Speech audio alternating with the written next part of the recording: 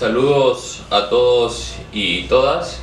Bienvenidos a su programa Derecho en Acción, el órgano informativo de la Facultad de Derecho y Ciencias Políticas. Les saluda el doctor Carlos Bichet, director del Centro de Investigaciones Democráticas y Políticas.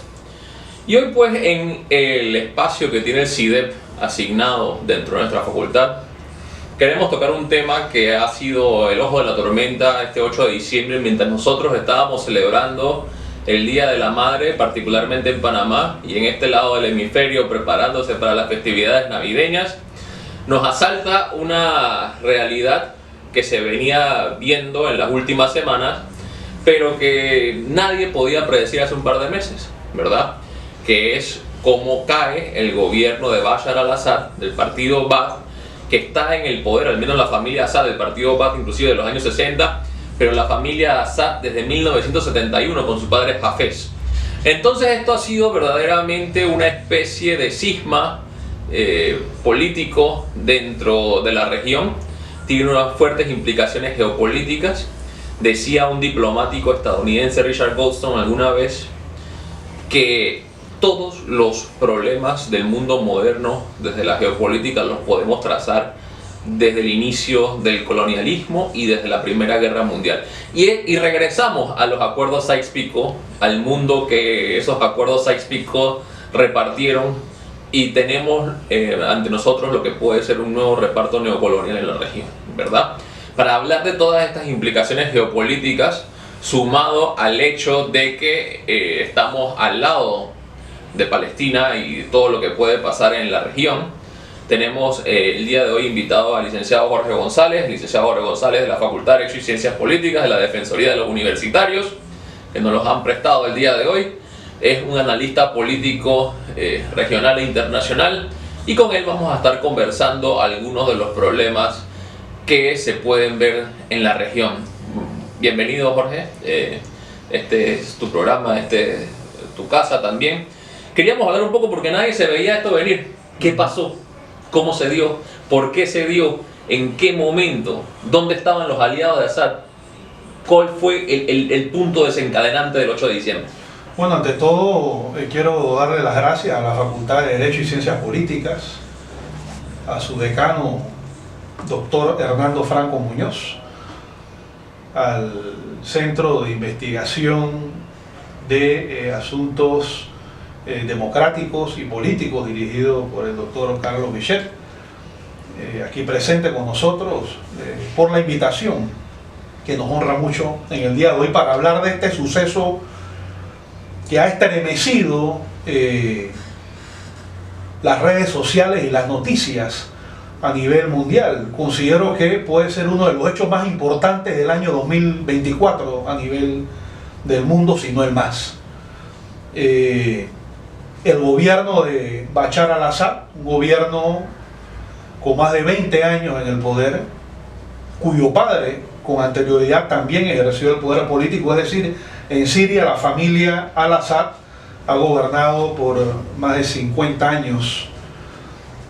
Son parte del partido Baath, un partido histórico de carácter nacionalista sirio, que en su momento se planteó la unidad de todos los pueblos árabes bajo la inspiración del gran dirigente histórico de Egipto, Gamal Abdel Nasser, que planteaba la unidad de todos los pueblos árabes para evitar esta atomización y esta división que conviene a las potencias occidentales, que con anterioridad eran las potencias coloniales, que ejercían un control directo sobre las naciones que hoy día constituyen diferentes estados independientes.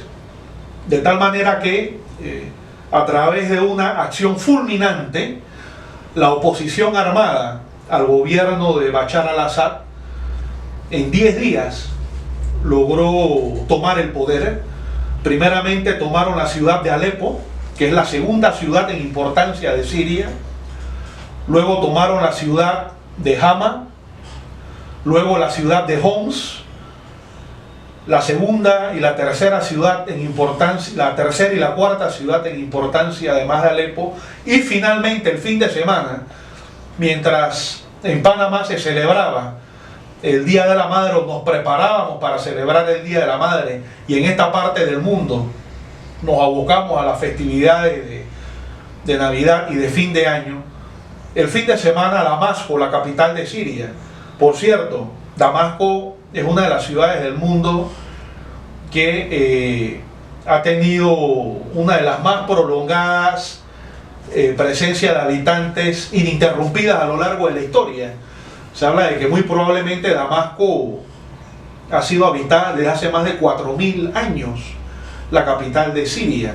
La misma fue asaltada por la oposición armada al gobierno de Bashar al-Assad a través de la unión de una serie de grupos opositores que desde el año 2011 venían desarrollando una guerra civil para derrocar al gobierno de Bashar al-Assad.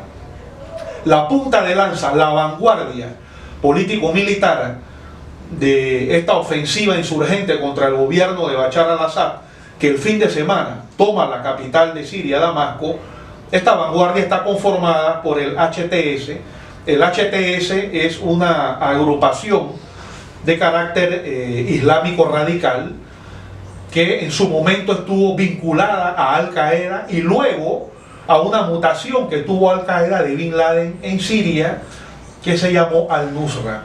Esta organización, el HTS, logró coordinar una alianza con diferentes grupos de la oposición siria y hacer esta avanzada militar contra el gobierno de Bashar al-Assad, que desde el año 2011, como decíamos, venía confrontando una guerra civil en donde interactuaron diferentes intereses a nivel de Siria e intereses de carácter internacional.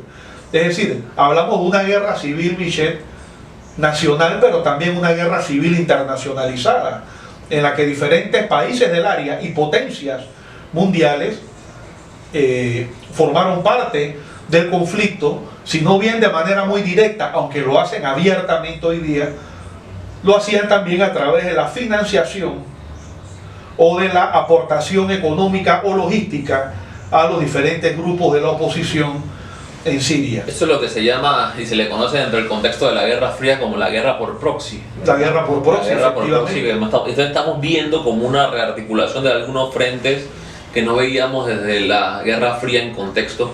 Te pregunto, en ese contexto tú acabas de decir, bueno, lo que pasa es que la llamada oposición, porque ahora se lava la cara y se dice la oposición, antes se decía grupos terroristas sirios, ¿cómo se digiere la paradoja concreta de que los grupos islamistas más cercanos a Al-Qaeda históricamente ahora sean los aliados de Occidente en este contexto y del norte global? Bueno, mira, tenemos que irnos a la historia, ¿no? En la historia está la génesis de los problemas fundamentales del mundo, ¿no?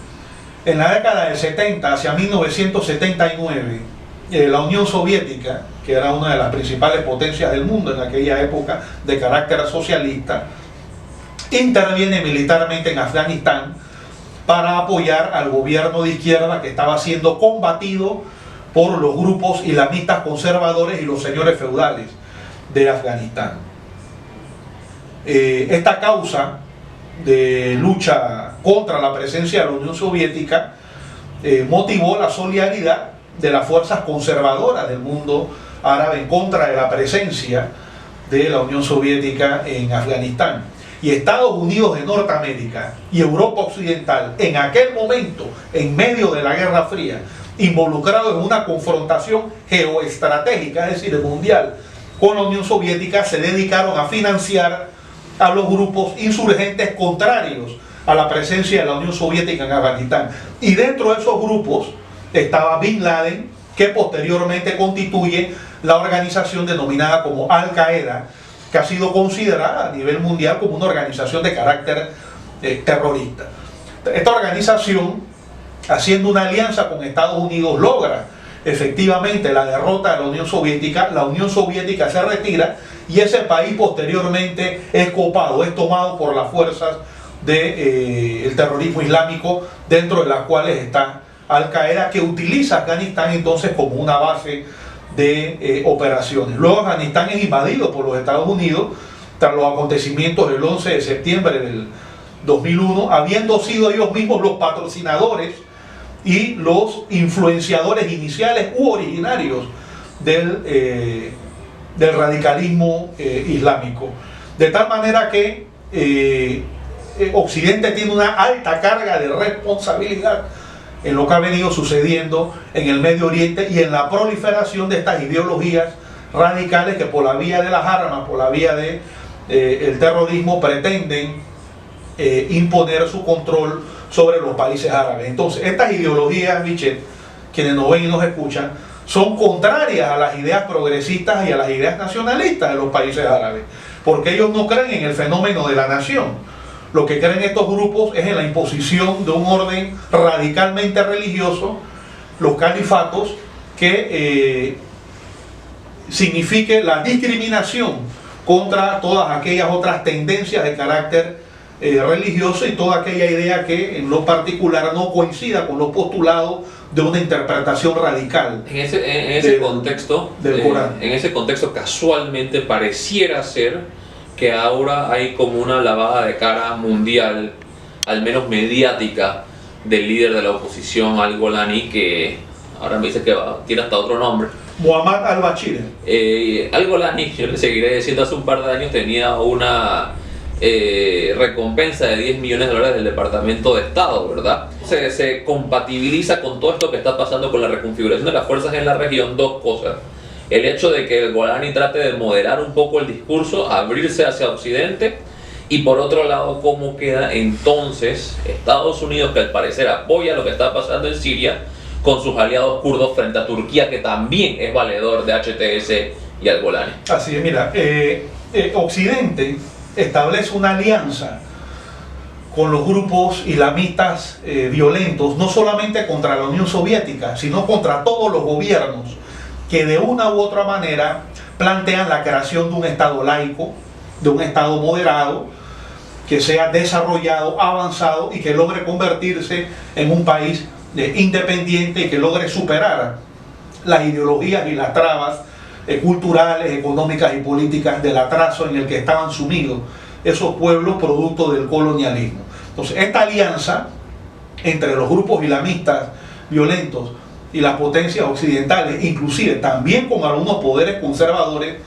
del Medio Oriente, se ha dedicado a la desestabilización de distintos países de la región. Por ejemplo, desestabilizaron al gobierno de Gaddafi en Libia, han desestabilizado al gobierno de Siria, financiando una oposición que, si bien en algún momento empezó levantando consignas de carácter democrático, con el paso del tiempo la financiación fue dando paso a la conversión de esa protesta legítima en el aprovechamiento de la misma por parte de grupos violentos armados para convertir una protesta ciudadana en una guerra civil de carácter mercenario, porque efectivamente estos grupos, bajo el amparo de la religión, lo que realmente esconden son agendas políticas y económicas, Michel, y eso ha sido efectivamente denunciado a nivel internacional, y lo que hemos visto este fin de semana ha sido la consagración de esa alianza.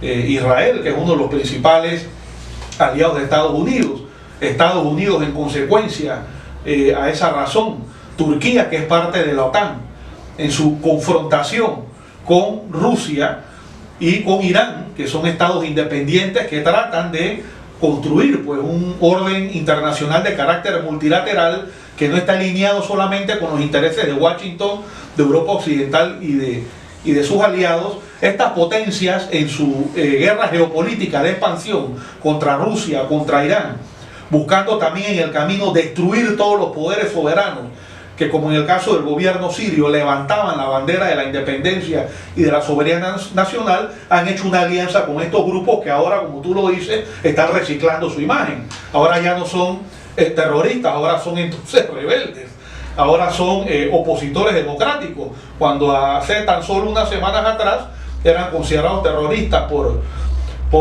Occidente, y no es que no lo sean. Lo que sucede es que nos llama la atención cómo va cambiando el discurso de acuerdo entonces a la conveniencia, y tratan de justificar la opinión pública mundial de acuerdo a sus intereses hegemónicos. Te pregunto porque tú mismo lo mencionaste como una avanzada, creo que la palabra que utilizaste es una avanzada contra Rusia e Irán, ¿Cómo quedan Rusia e Irán en este contexto, siendo Rusia e Irán los principales aliados que tenía Assad en el mundo en general? Mira, yo creo que es importante ir de la raíz, de la mata a la evolución del fenómeno. Las potencias coloniales se retiran del Medio Oriente después de la Segunda Guerra Mundial y surgen estados independientes políticamente. Estos estados levantan la bandera del nacionalismo y de las medidas del progreso económico, laico por cierto, como una manera de superar el atraso. Eso lógicamente entra en contradicción con aquellos sectores de la sociedad conservadores que hacen alianza con las antiguas potencias coloniales en su afán de desestabilizar el proceso de conformación de los estados nacionales árabes y de la unidad árabe como tal.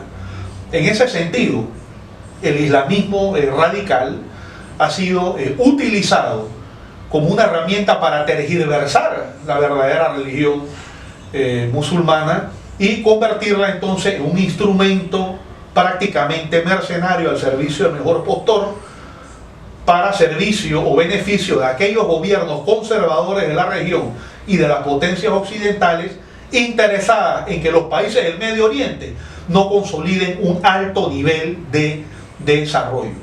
En ese sentido, y conectando esta realidad histórica con la pregunta que me hace, estimado doctor Carlos Vichet, Rusia e Irán han venido planteando, igual que China y otros países del mundo, la necesidad de un orden multilateral.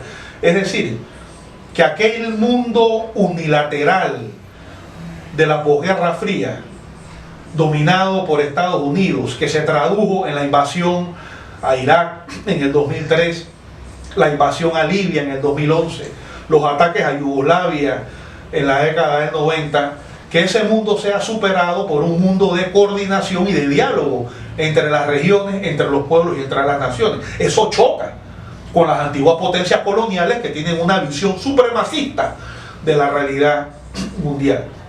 Y en ese sentido, Rusia e Irán venían apoyando al gobierno sirio contra estas fuerzas desestabilizadoras al interno y producto del desmoronamiento de la resistencia del gobierno de Assad. Estos países se han visto lógicamente afectados y han perdido un nivel de influencia en Siria, y eso significa un triunfo coyuntural de las fuerzas que se oponen a que los países del tercer mundo, los países pobres, los países que antes eran colonias de Occidente, se puedan organizar y convertirse en modelos de desarrollo. Y digo temporal por lo siguiente: lastimosamente habrá un tránsito de la historia en donde los pueblos tendrán que sufrir las consecuencias de estas acciones por parte de esta potencia, pero se verá que no representan un modelo de civilización y de desarrollo. Reemplazar al gobierno de Assad para imponer un estado en donde Israel bombardea. Ayer Israel avanzó e invadió Siria, en donde Estados Unidos también tiene bases militares. El país, el estado está prácticamente dividido en distintas regiones gobernadas por distintos sectores. Es decir, el concepto de Estado Nacional se ha visto socavado producto de esta desestabilización financiada desde afuera para romper Siria y repartírselo. Pero estoy seguro de que ese acumulado nacionalista, de que ese acumulado histórico del pueblo sirio sabrá reponerse históricamente a esta situación y lograrán efectivamente consolidar más adelante un proyecto de desarrollo nacional que retome la senda del progreso y de la independencia nacional, Michel. Has abierto la puerta para la que era la siguiente pregunta. Casualmente han dicho los comentaristas, algunos comentaristas internacionales, algunos tienen unas posiciones diferentes, cuestiones por el estilo, sobre todo dentro de la Realpolitik. Se considera que Israel, y sobre todo Netanyahu y su gabinete el gabinete actual de Netanyahu, que cree en ese concepto del gran Israel, son los ganadores actuales de la situación en Siria. Dijiste, bueno, ya Israel entró al Altos del Golán, invadió una parte mayor del Golán.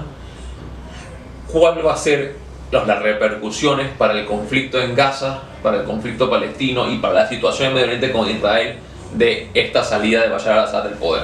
Bueno, el gobierno sirio era uno de los que más apoyaba la causa palestina. Y el debilitamiento de Hezbollah también en ese contexto, porque ahora no pueden llegar las armas directamente. Cuyo pueblo en Gaza está siendo sometido a un genocidio, es decir, a un exterminio sistemático por razones étnicas y religiosas, lo cual, de acuerdo a los diferentes instrumentos jurídicos del derecho internacional público, constituye un delito contra el orden internacional. El genocidio y la agresión, porque además de eso hay una agresión económica.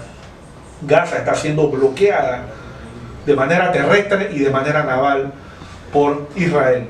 Y ahora, al caerse el gobierno de Bashar al-Assad en Siria, un gobierno antiimperialista, un gobierno que plantea la independencia de los pueblos y que en especial apoyaba la independencia del pueblo palestino, definitivamente que la causa palestina en Gaza y en Cisjordania sufre un golpe bastante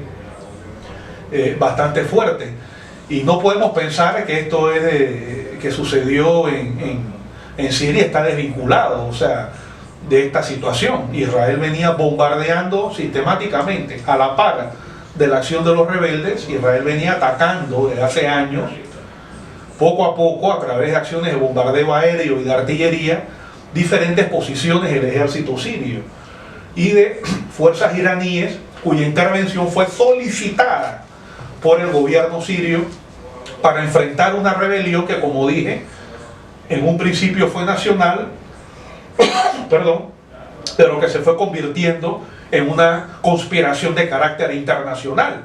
Ya en esas condiciones el gobierno de Assad estaba plenamente legitimado para pedir la solidaridad de Rusia y la solidaridad de Irán para enfrentar a grupos mercenarios que estaban abiertamente financiados con armas y dinero por parte de las grandes potencias occidentales, que acá tienen un discurso contra el terrorismo, pero que en el Medio Oriente utilizan el terrorismo para desestabilizar aquellos estados nacionales que, como decía al comienzo, son estados independientes que buscan controlar sus riquezas y negociarlas de manera soberana en el mundo. Lo que las grandes potencias quieren es utilizar grupos mercenarios que le vendan el petróleo a bajo costo para entonces ellos explotarlo de manera corsaria.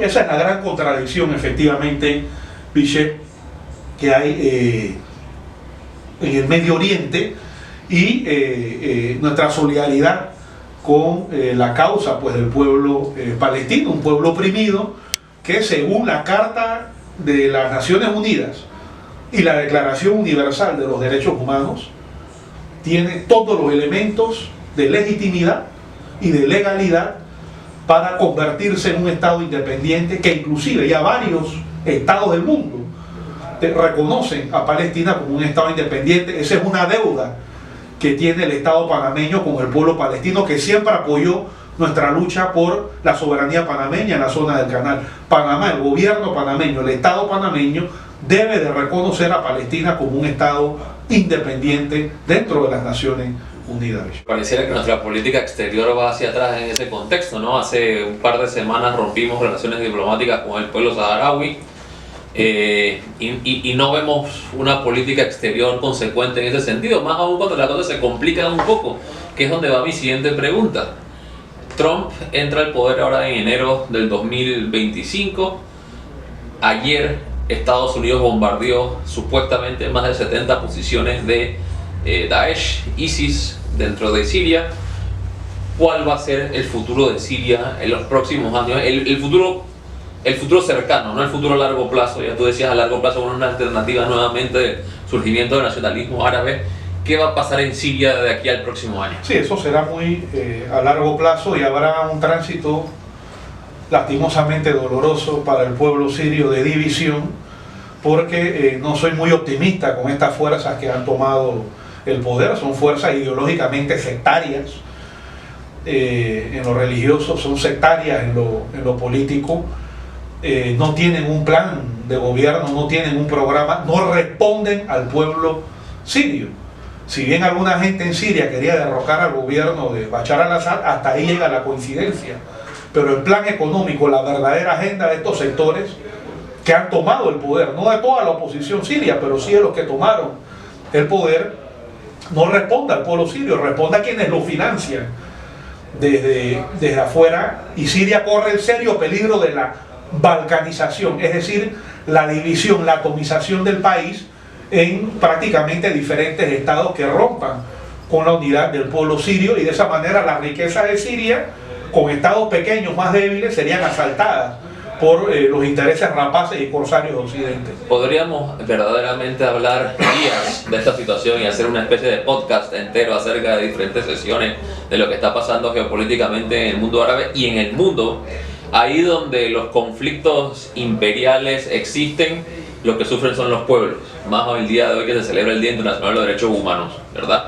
Queremos dejar con ese mensaje. Muchas gracias, Jorge, por tu participación. Gracias. Creo que es importante, creo que esto no se ha discutido de manera con este rigor científico y académico en el país en general, y queremos seguir la conversación abierta para poder nosotros evaluar qué está pasando en Siria y cómo sufren los pueblos del mundo. Muchas gracias, Jorge, por tu participación, y les damos la despedida desde su programa Derecho en Acción. Muchas gracias. Gracias.